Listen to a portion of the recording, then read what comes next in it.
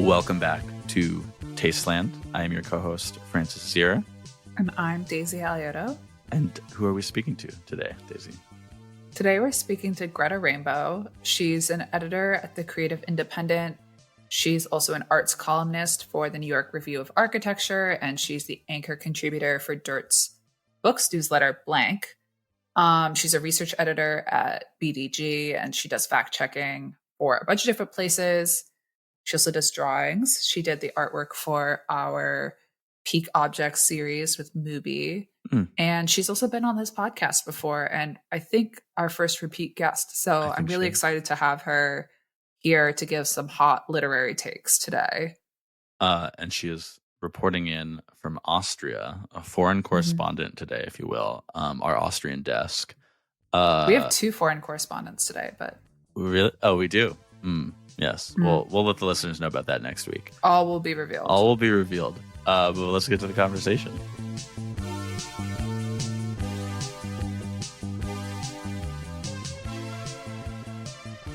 You're in Salzburg.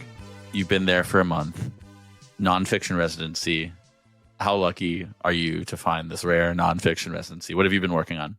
I do feel lucky. I have one obligation, which is to review the two summer shows on at the museum, both of which I like. One is this Danish artist, Espen Weil Kjær. My German, that's not even German, that's Danish. But any of these accents I can't do. That's okay. We won't tell the and so, yeah, used to me at this point. And he does these like kind of crazy like commentary on consumer culture. It'll be like a Tinky Winky Teletubby like cast in bronze and in the shape of a spider.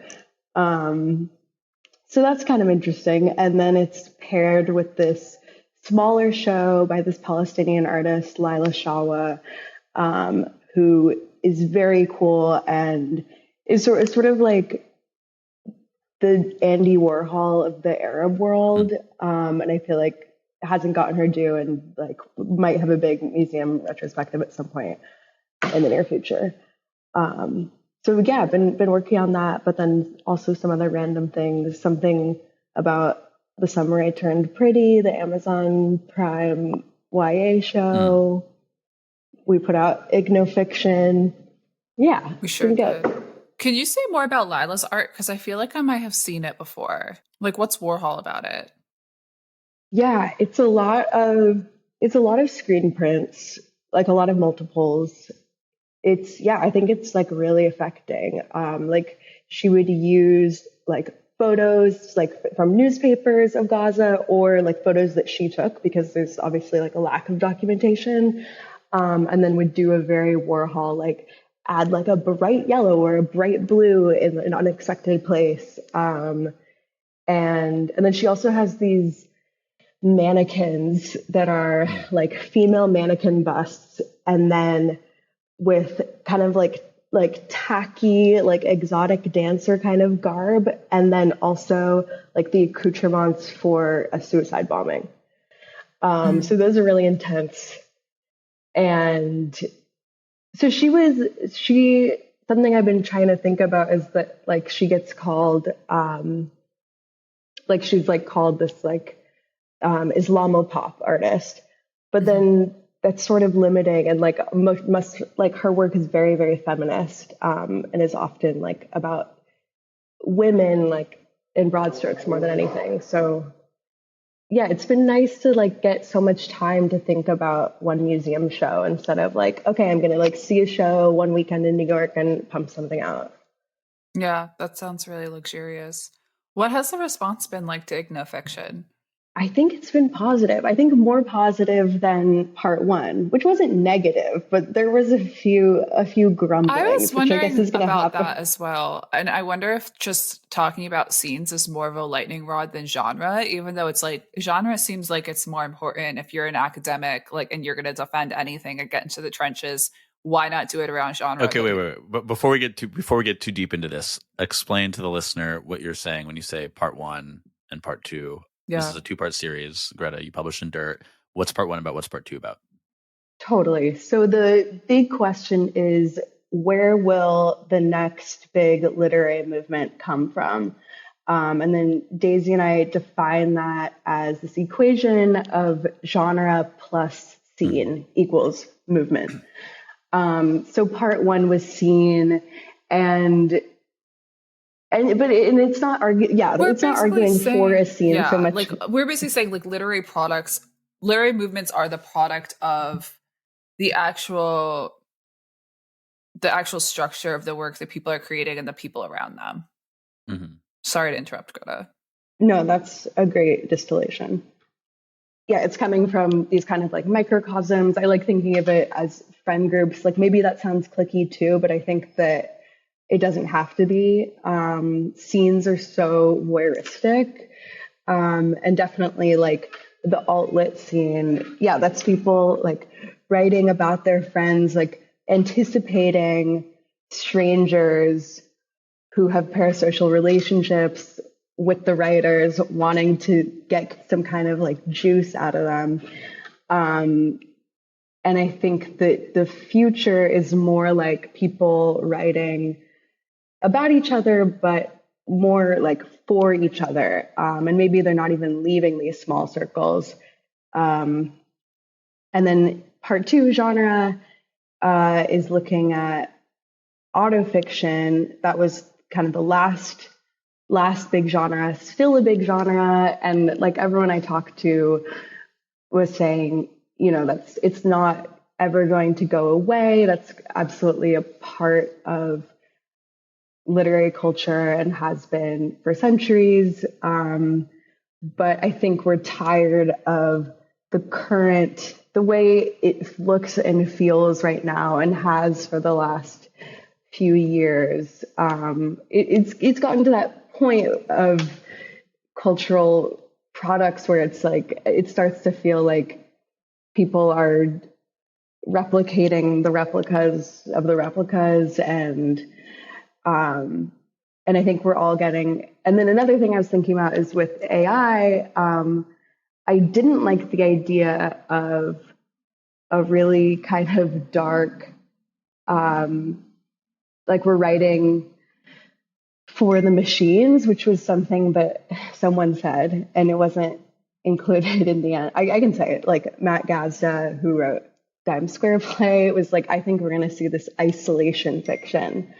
And I was like, maybe, but I really kind of hope not. And I don't think it will be as big as this potential other thing, which is this, okay, if there's this machine, if there's these algorithms that simply know so much more than me, have so much more capabilities than I do to get information, then, and parse through it, then let me do the opposite. And so that's ignofiction, like from ignorance. Yeah, I think the thing that you're describing, that parasociality and the like knowing, which is really just like, I think it's people that mistake a shared set of references for intelligence. And like you and I have talked about this a lot. Like, I'm sure that's like a little bit part of why you're happy to be outside New York right now. Like, I think people are starting to understand that having a shared set of references is really not a proxy for intelligence or even compatibility.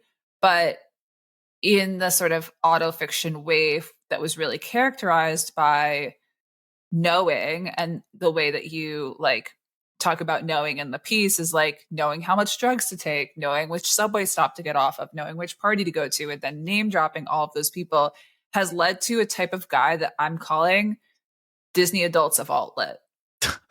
And the funny thing is, like, that is this brutal. type of person, it is brutal because it is true. This type of person is the type of person who would really look down on somebody who goes to Disney World once a year. But it's like, you go to Times Square multiple times a week. What does that make you?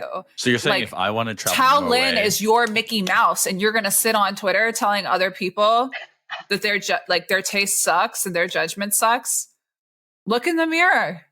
What? Okay, so if I was to if I want to go to Norway and go to Bergen and Kristiansand and walk the cobbles that Nausgaard himself has walked. I guess I guess that would be a Disney adult of autofiction, not a Disney adult of alt lit. No, you'd be a Disney adult of Nausgaard, a Disney specifically. Adult of Nausgaard, like if you go to Dublin and you take the Ulysses tour, that is not Disney adult behavior. How is that not Disney adult behavior? Because your relationship is to the work, not necessarily. Okay, well, if you like dressed up like James Joyce to do the tour, I would say that that's Disney adult behavior. Okay, so if I chain smoked while walking around, okay, I'm really beating a dead horse here. Back on topic, Disney adult alt lit. Take me out of this. Save me. I mean, I sort of pitched this to Greta as like this is a podcast for literary hot takes, and that was not my hot take. That was lukewarm. I am coming in with a hot take though, which is I finally read Perfection, and I enjoyed it, but to me that was not a novel. I think it's a parable of modernity. I would agree. Yeah. Yeah, but I like that. You're not supposed to like see Anna and Tom as like characters, and for that reason, there's not a line of dialogue in the piece. There's not a line of dialogue in the piece. I would say the book is hollow. It's purposely hollow, but I do not think it will join the canon of high literature. For that reason, well, it should have been a verso pamphlet. It's a cover of a novel from like I believe it's the 60s, right? He's basically just saying like let's like that was a mirror. I forget the name of that book, but it's like that was a mirror held up to like Parisian society in the 60s and like consumerism rising then. I think it has changed enough that it's time to hold up that mirror again 50, 60 years later to a new era. So that's what it is. I believe that he achieved what he set out to do. But I did not close it with the sense of like having read a good novel. Yeah. And like that's okay. Yeah, I'm a defender as well. I totally agree with you, Daisy, and I like the idea of something that comes packaged like a book and you read in the way that you would read a novel, but it isn't a novel. I'm down for that. I think I just read The Use of Photography by Annie Ernaux and her lover. It does the like first name, I think Mark Marie maybe, first name initial thing.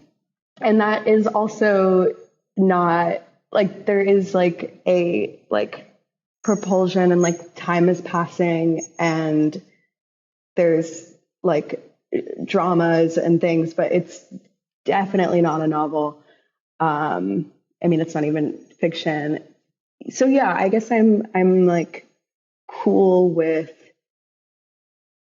the form being played with, but then it's still being a book. I guess there's something like, because there is something really internety about Perfection.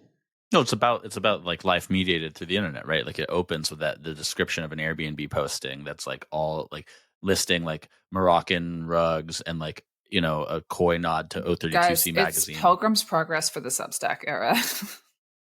I love that opening. I liked because it's like I guess it's doing all these weird things. It's a long form Airbnb listing. Like what I would actually really respect it if Vincenzo popped back up and was like, this was a commercial for my Airbnb that you can now stay in. If I was in Berlin, like I would like, and I had an Airbnb, I would literally just refashion it after the novel and start renting it out to Disney adults. To Berlin is not over. To Berghain adults.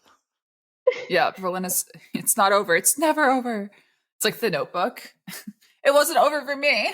Never watched it. Airbnb is kind of over though. I stayed in an Airbnb last weekend in Vienna, and it was the situation. It was like what Airbnb was supposed to be originally. Like clearly, this woman's apartment with all of her personal belongings, and I really didn't like it.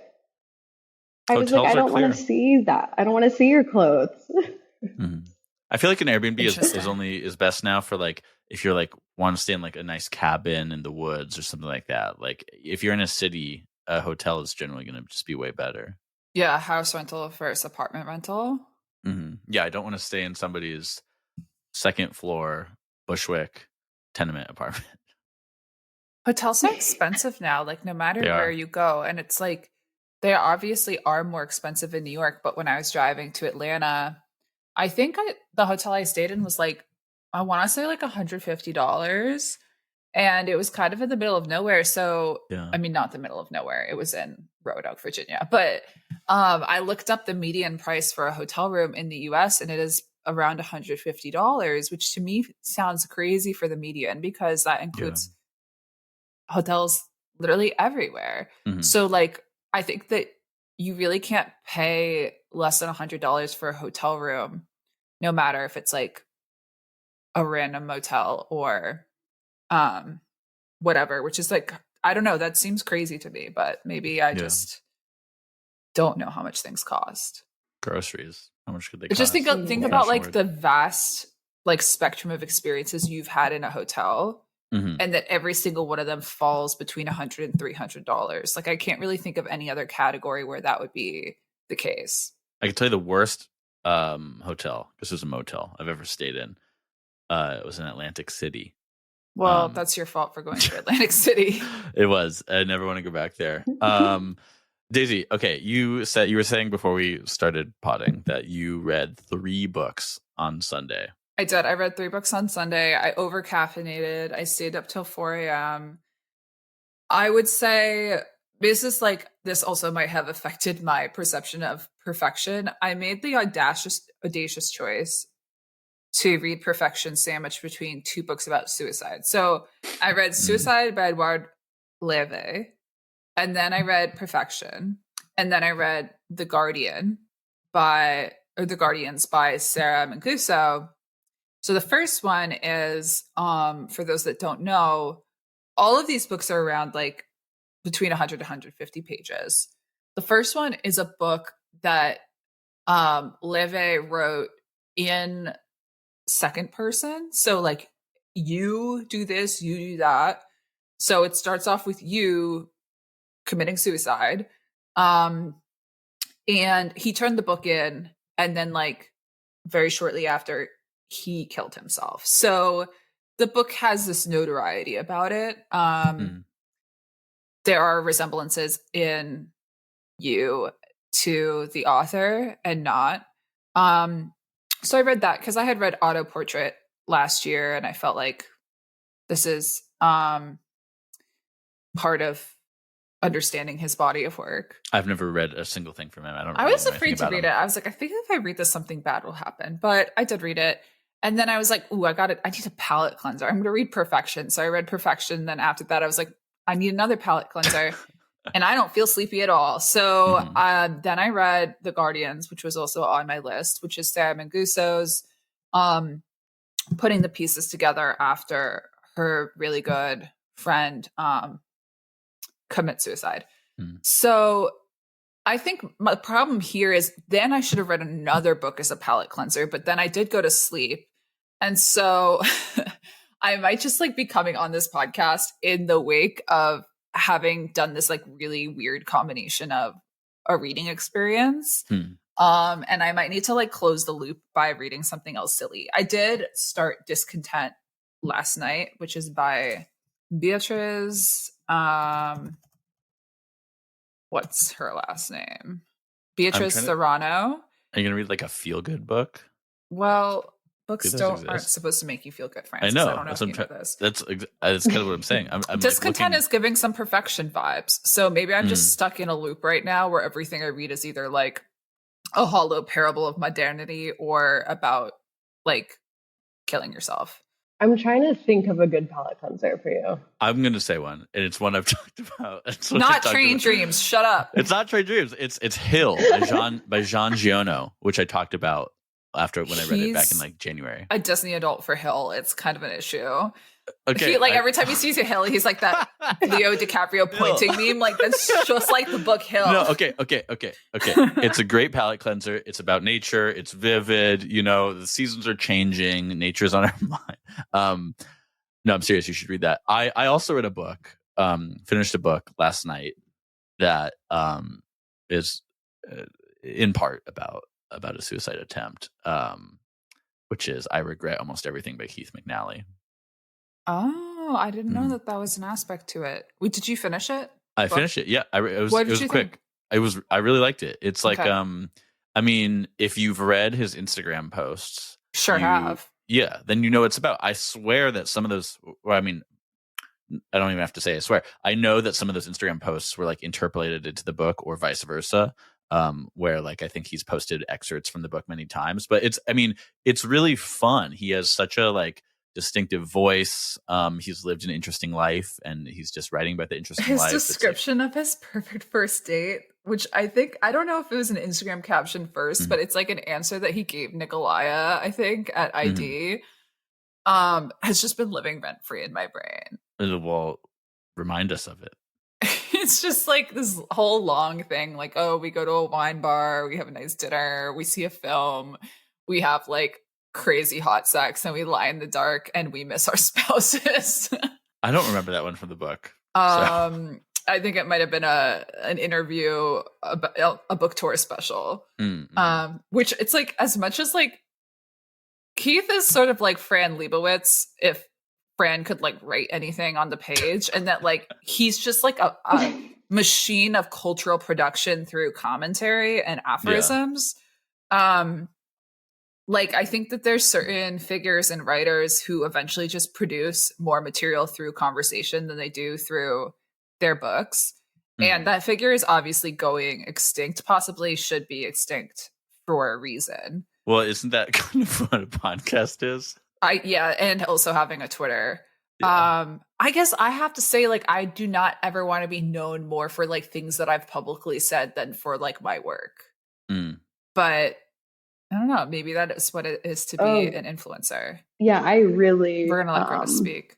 Don't do well. see, this is the problem. Is I'm like not naturally gonna speak up. Like and even if I'm like having emotional conflicts with like friends or something, it's like, I'm sorry, I got a notes app about it. Like, and then we can regroup about it, thinking on the fly. Wait, a thing about Keith McNally's book. I found it weird that it came out right when Great and Carter's did, given their beef. And I was wondering if anyone knows anything about that. Well, from the pod, Nick Susi once said, if you want to sell books, start a war. There's no accidents in publishing. No. Yeah, they're both being talked about a lot. I have heard. I feel like I heard that the Great and Carter one is like only a third of it is really interesting, whereas I hadn't heard about the Keith McNally one. So I was more keen to read the Keith McNally one, which I've still never been to one of his restaurants. I would like to someday. Probably will. I don't understand how that's possible. Well, one, I don't live or work in Manhattan. And two, this is a similar thing. When I lived in New Orleans, which is a city with a lot of old storied restaurants, right? I never went to any of them. I would go to newer restaurants, and like I think it's like some kind of addiction to the new, to discover it, to like being able to like say like, oh, I went to this restaurant, which, as we've discussed on this podcast before, I've been kind of trying to rid myself of this like addiction to the new, especially with restaurants. But yeah, it's like, I get that Balthazar is good. I get that. It's not good. I was going to say, I get that it's not about the food and it's about the vibe and it's about being there, but it's like, sure, cool, but I'd rather like go to somewhere where like the groove of the record isn't so deeply worn. I don't know. Oh, the groove of the record. Well, on that note. Okay, what is this Lamb book about? I have no idea. I don't know anything about it. Okay. So it's like a family drama so far. I am not that far in, but it's like each chapter is a different family member's perspective. But I wanted to address something in it as part of like hot takes / pet peeves, literary pet peeves. So the first sentence is about, let me pull it up, is about gnats, like the bug. Yeah. GNAT. And gnats. I hate that they're in the book. Episode title. Literary gnats. And then, so the rest of the book, well, I guess the next few, I've only read the next few chapters, but I think it keeps going, is that anytime there is a silent N, or no, it's not a silent N, but okay, let me find an example. Basically, where there should just be an N, it's a GN. For example, the premier gateway for domestic and international trade has inter-GNA. Yeah. T, blah, blah, blah. A lot of silent G's. What do you guys think about that? So, thank you. Silent G's. I think that's really fun. Have you finished the book? Will the reason for this be revealed? Really? Well, for now, she's on the edge of her seat with all of us and you, listener. I like that. I think that's really fun. It's it's memorable. It's like it's gonna make me itch when I read it. There was that book that has no Gatsby that has no the letter E. There's no letter E for 300 pages. Oh yeah. So there is. Yeah, so there is some kind of that's performative thing going on there. Yeah, I guess I will be annoyed if there is no reason for it, because then it just feels like another thing trying to set you apart, which I guess would be a pet peeve of mine right now. Another example of that is books that have. Would you call that a gimmick with an N? Intertextual. It's anemic. It's anemic. Anemic literature. Anemic lit. Gimmick lit. That is bad. We do not want to be going in that direction. Like a pop-up book. Show some respect. Okay, that's kind of cool. Pet the bunny. but there is this picture book thing going on of adding images, and in sort of this Austerlitz by Sebald, however you say, way that that his use of that is obviously really intentional. And then I've read a few books where it's literally stock images, Library of Congress, nothing, that are slotted in maybe 8 times throughout the book as a little fun extra. It's weird. It feels like filler. And I understand the we're trying, it's this battle for attention, and that is something that is going to make people do a double take when they have 10 seconds to flip through it at the bookstore. But that, it's not fair to the reader who then goes through the whole thing and you're I didn't need these here. I think sometimes the way that a book is conceived can include something that ultimately doesn't play a big role in the experience of reading it, but the marketing around the book or the author's elevator pitch for the book doesn't really change to accommodate that. So I just read Grand Rapids by Natasha Stagg and reviewed it for the Whitney Review, and I filed my review last night. And in the description of the book on the Semiotext site, it specifically calls out the Alexander Calder sculpture that is in Grand Rapids and is a big site in Grand Rapids. So I'm expecting it to play a big role in the book. And I swear to God, it's mentioned twice. And that was so confusing to me because I have the type of brain where it's if somebody drops a detail, I'm all right, hold on to that. That's going to be important later. If it's not important later, you and I are going to have beef. Because I kept that tab open in my brain for what? So I kind of think I understand what you're saying, but to be clear, I did really like Grand Rapids and I recommend it. Okay, wait. So I'm gonna read the book description for this for Grand Rapids. So Installed alongside the Grand River in downtown Grand Rapids, Michigan, Alexander Calder's public sculpture La Grande Vitesse has come to symbolize the city. Tess moves there from Ypsilanti, Michigan in 2001, the same year that her mother dies, when nearly everything begins to move for her in slow motion. Thrust into adolescence, nearly rudderless, 15-year-old Tess is intoxicated, angsty, and sexually awake. A decade later, inspired by diary entries and TV reruns, she remembers this summer in the suburbs as the one that redefined her. Its echoes of death are frozen in time like the waves represented in the Calder sculpture or the concrete steps leading down to the churning river. She comes to see Grand Rapids as a collection of architecture and emblems, another home to which she cannot return. Okay, so I swear to God, the sculpture does not matter at all. Okay, but it's just a metaphor, right? Like for the I guess, but it's just not important to the book. Like I really kept waiting, and I'm still waiting. It's kind of like unless I read it wrong. It's like when they say the name of the movie in the movie type of thing. Yeah, My Little Women. It's another I have one example Little Woman, of like and it's just Greta. Yeah. Okay, wait. I don't. That's crazy. Amy is crazy work. I think Natasha Stagg has written another novel. I've read her 2 other books. Did you read Sleepless? Yeah, I like them a lot. I like those are really fun books. Too. But I have not read. I think she has another novel, doesn't she? I've not read it though. That came out after Sleepless? Yeah, I don't know. She does. Yeah, see that I didn't read, but I did. It's got a Brian Calvin painting as the cover. Oh, she always has a Brian Calvin painting? No. Her other novel, I swear. Okay. Oh. Who's on first anyway? You're right. It is Brian Calvin. Surveys. That's her novel. Surveys, yeah.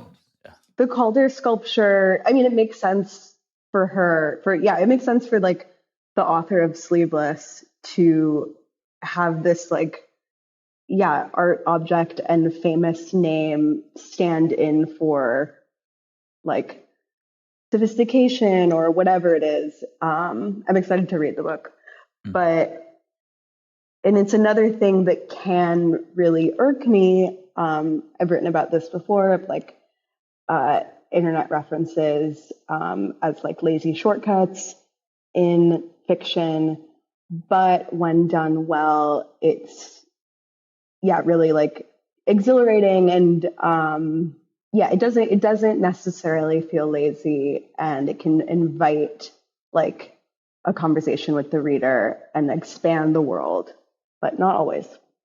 But I'm confident she does it well. No, it wasn't like there isn't like art critic name dropping in it at all. If anything, it's like sort of, if there's any form that it incorporates, it's like of reality TV and the experience of watching early reality TV. In the book, the flashbacks start like immediately post 9/11, basically, but it also doesn't do anything weird or cliche with 9/11. So my one like sort of point of confusion was with like the space that Calder took up in the marketing, because like this book is like, to me, it's about growing up in the Midwest, lower middle class. And even the narrator in the present doesn't seem to have like a lot of art references or interest in it. So I actually really like that. I found it really refreshing. I wonder why they put it in there. Right. So now it's going to bother you. Not going to bother me. I'm unbothered. Maybe this is bait for like the semiotext, the person who goes to the semiotext site and is just browsing. Yeah. Well, it's I didn't consider that. It's something, when you're at McNally Jackson, you're looking at the new fiction table and you pick something up and you don't know who Natasha Stagg is, and you read the back and you say, oh, I saw that retrospective at MoMA, and then you buy it. It's like with the literary movement article where you're like, oh, I know that Jenny Holzer quote. Mm-hmm. But it's just my friend redacted's lower back tattoo. What's that Jenny Holzer quote? Unfulfilled references come as great surprise. Right. Sorry, that was a horrible joke. I don't like that. Men don't podcast with you anymore. Is that also a Jenny Holzer quote? It's a butchered one. I didn't know. I did not know how you got that image. How did I get it? She texted me a photo of her tattoo after it was like, while it was still like bleeding ink, and I was like, that's great. That's a cover photo. Wow. always be archiving. That's also Jenny Holzer. ABA. Let's talk about books that we hate. That's a tough one. There's only one book I think I can think of that I haven't finished in recent years by an author that I do really like, but I think it was his first book or just an early one. And that is V by Thomas Pynchon. I got halfway, maybe a third through, and I put it down. I just thought it was not very good. Later on, the other ones I've read by him, I've read Inherent Vice, Vineland, Bleeding Edge, and in all of these, he kind of weaves his tapestry, and there's all these characters and lines, and he manages to kind of make them mesh, and it makes sense. But V, I just felt that he was like kind of failing to do that. Like all these threads are sort of frayed. And Thomas Pynchon is like one of those up and coming writers that you're just hearing about more and more. But I don't know whether he might just like shine bright and okay, you're just bitter because you haven't gotten to Galley. Neither have I, but I didn't. No, this is the thing. Neither have I. I am fundamentally not a joiner, and if somebody sent me a Galley that was numbered, I would feel embarrassed about it. I would feel embarrassed for my participation in an apparatus that thinks that's a cool thing to do. I don't believe you. That's fine. You don't have to believe me, but the proof is in the fact that I don't have one. So, yeah, I guess it's like, would you post it if you got it? Because think of all the numbered people who haven't posted. That's very respectable. Their numbers weren't low enough. Right? I'm gonna read it. I can't wait to read it. It's gonna be good. If you're not number one, you're a loser. Well, you're just not number one. And I can't, because I didn't get one, nobody can say what number I would have been. So. Okay. Schrodinger's PR play. Well, like I've told this story before, like when I left the line for the drift party, and then there was a New York Times article that referenced the line, and I got to say I wasn't in that line. Yeah. You know what I mean? Like somebody's out there sitting on like 199 out of 200, and I get to say that didn't happen to me. So like you were literally an afterthought. They were like, okay, we thought of 195 people who are important in the literary community. Let's add like 5 more, and you got bumped up from the B team. We're not on the B team. I would set my Galley on fire. I would set my Galley on fire if I was higher than 150. I'm just gonna say it. I don't know how to like make it clear. No one cares, but I'm like, I really, really don't care about getting the Pynchon Galley. But if you got an email that was like meet and greet with Thomas Pynchon, trust I will show up. I will feed him pellets. Okay. Wait, this is enough on the Pynchon. Okay, so that's a book that I don't want to meet any author that wants to meet me. What are books that you guys hated recently or ever? I don't read, so I couldn't say. Jesus Christ. I didn't like the new Cusk, and I'm on the record. Like the Parade. Never read it. I wrote a pan of that for the Whitney review, and it did end up being on the cover of that issue. And I was right. What was like? There was a signature line in that. I feel like it might be worth revisiting. I haven't read that, but I read the Outline trilogy last summer, and I loved it. Oh, I see. Yeah, this was. I came in pretty hot on this. Anyone's style becomes tedious in excess, and Cusk is no exception. Cusk may not believe in character, as she has told interviewers, but does she believe puppetry is a reasonable alternative? Oof. By the end of Parade, I was hoping that at least one character would put their foot in their mouth or order a death doula, as one character describes, to creep through the door with a hammer and put them out of their misery. Okay, so that's like some projection, maybe. But yeah, the book did make me feel like I want somebody to hit me with a hammer. And we had to go out of our way to ask for that Galley, so. How was the reception in general for that book? I can't remember. Parade? Do you remember? Yeah. Everyone pretended to like it and then panned it. And I think that the critical reception was bad, but I remember when all the sheep were liking it, so. All the cusks. This is a thing that happens. Cusk cats. Like Juan Little Cusks. Well, Juan Little Cusks of autofiction. That is good. Wait, Greta, you and I should do a zine that's just no Francis, just you and I. Just descriptions of a rich person's dinner party. Just dinner party all the way down. That sounds like a Molly Young project that I would buy. I think we should do it. I have a lot of. I am definitely. That's the next thing to be thinking about is the dinner party novel. And why are people obsessed? I have a problem with like.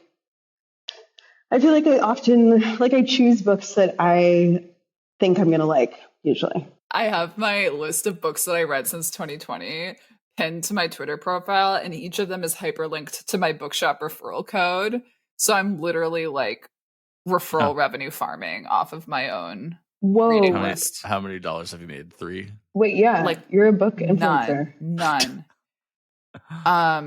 I haven't made any off of that list. I can see like what people buy that's linked in blank, which is actually really helpful from an analytics perspective. Oh, that's cool. But nobody's bought anything off my personal reading list, or if they did, they didn't do it through Bookshop. Is this in order? Yeah. Yeah, looks like it. Nice. You can see I already added that my Sunday triple feature. Sunday Scaries. That was really a weird choice on my part. Mm-hmm. Julia Fox wrote a book? She did. It's actually really intense. Oh yeah. I DNF'd that, as the Goodreads people would say. How come? Did not finish. I couldn't deal with, I really didn't get very far. Also, I was listening to the audiobook, which I hardly ever do, but thought that was kind of like a novelty thing because she was reading it. I think maybe it would have been better if I hadn't done that. And then I was also like, I was just not interested in her. It starts when she's like 2 years old. I was like, you don't remember these things. Like, you don't remember. It felt like this. It was like this weird, like cliche, like my like Italian papa was bouncing me on his knee while feeding me red sauce. And I didn't like it. I do not have any memories from being 2. I sort of like blinkered into existence on the day Princess Diana died. And that's when my memory begins. So. Okay. So you're saying you're a reincarnation? I'm not saying that. I'm just saying that like that's when I really plugged into the matrix of our collective unconscious. So that if I do write a novel, every person will receive a numbered galley with a Princess Diana beanie baby. We were told that they would be worth a lot. They are not. But in bait for underpaid literary critics, could be worth their weight in gold. And they will be numbered. They will be numbered. And I will take all the stuffing out and I will restuff them with pills. I think my earliest memory is I was like 3 and we were in the woods mushroom hunting for like chanterelles or something like that. Oh, and, my first memory is foraging for chanterelles. No, but okay, what's interesting about it and why I remember it is like then like some like cattle farmer or whatever was then herding his cows also through the woods at the moment. And so I just have this image of like, because I'm a tiny baby, I've got this image of these big cows coming through the woods. This is so youth coded. Greta and I absolutely love the film Youth by Sorrentino, and you need to watch it. Okay. Tonight. Well, I'm going to go watch it right now. We're going to end the episode right here. This is Tasteland. Greta, thank you for coming back on. Greta. Maybe our first repeat guest, I think. Oh my God.